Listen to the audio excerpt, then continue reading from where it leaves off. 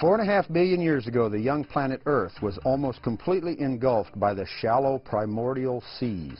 Powerful winds gathered random molecules from the atmosphere. Some were deposited in the seas. Tides and currents swept the molecules together. And somewhere in this ancient ocean, the miracle of life began. The first organized form of primitive life was a tiny protozoan. Millions of protozoa populated the ancient seas. These early organisms were completely self-sufficient in their seawater world. They moved about their aquatic environment, feeding on bacteria and other organisms. From these one-celled organisms evolved all of life on Earth. Hi, this is Charlie. That is how the PBS series Nova says that life came into existence. It is interesting when you listen to that you realize that they have bacteria eating bacteria. Which came first, the bacteria or the bacteria? In previous sessions, we've looked at the bigger animals, giraffe and incubator birds. Now I'd like to move to bacteria. If you can't create bacteria, it doesn't matter what the bigger animals does. Or if, on the other hand, you can say bacteria can spontaneously come into existence, then maybe animals from those bacteria can also. Back in 1953, Stanley Miller of the University of Chicago had an experiment where he combined chemicals and high voltage, and he created amino acids.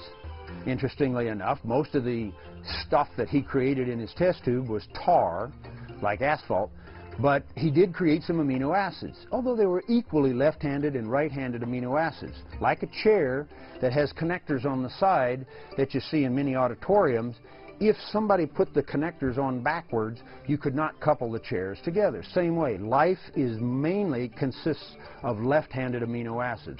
Try to include one right-handed amino acid and life does not occur. It cannot occur. It stops life. They say that probably the smallest self-sustaining bacteria is something in the range of an E. coli. It is very small, but it is incredibly complex. The bacteria must continue to move through the medium. Otherwise, it would consume all the food stuff right around it, and it would die.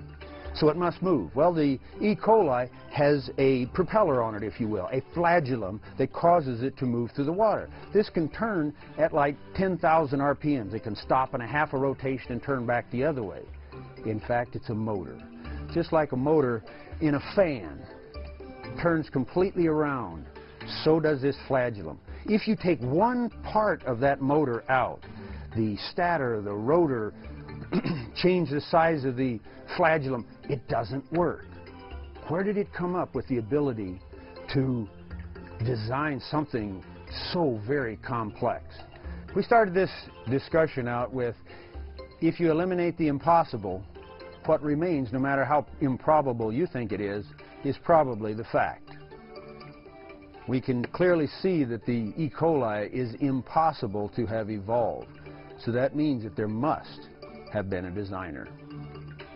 Next session, I want to take it out into space.